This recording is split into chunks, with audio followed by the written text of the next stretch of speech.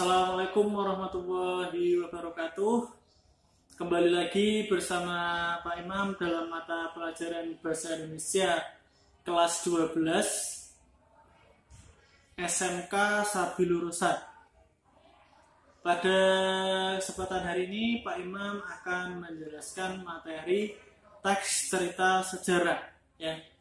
Tujuan pembelajarannya yaitu kalian diharapkan mampu mengetahui pengertian, kemudian ciri-ciri dan struktur teks sejarah.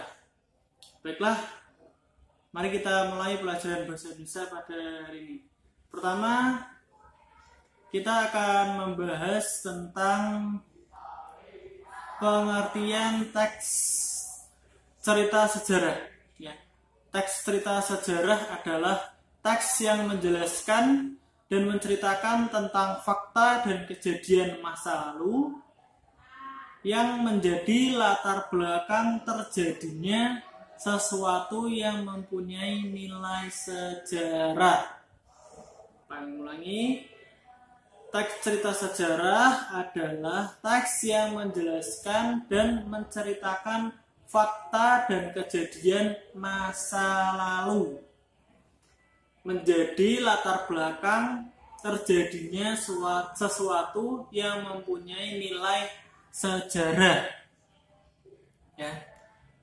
Itulah pengertiannya. Kita lanjut. Berikutnya ada ciri-ciri teks sejarah. 1. Disajikan secara kronologis ya. Pertama, disajikan secara kronologis. Kemudian nomor 2, bentuk teks cerita ulang atau menceritakan masa lalu seperti itu. Kemudian untuk strukturnya ada 3 ya. Orientasi, urutan peristiwa, dan reorientasi. Kemudian nomor 4, sering menggunakan konjungsi temporal seperti dan. Kemudian isinya berupa fakta. Fakta itu fakta sejarah ya, diceritakan masa lampau. Contohnya kalian pernah membaca tenggelamnya kapal Vanderwijk, kemudian pernah membaca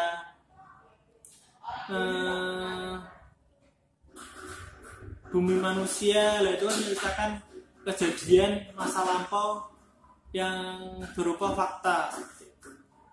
Kemudian setelah ciri-ciri kita lanjut ya.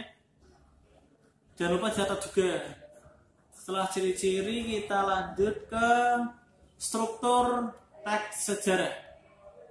Kita lihat bersama-sama. Pertama ada reorientasi. Orientasi ya. Orientasi yaitu bagian yang berisi perihal pengenalan atau pembukaan dari teks sejarah. Pembukaan dari teks sejarah tersebut yaitu orientasi. Berikutnya ada urutan peristiwa. Urutan peristiwa yakni bagian yang berisi perihal rekaman momen sejarah yang terjadi.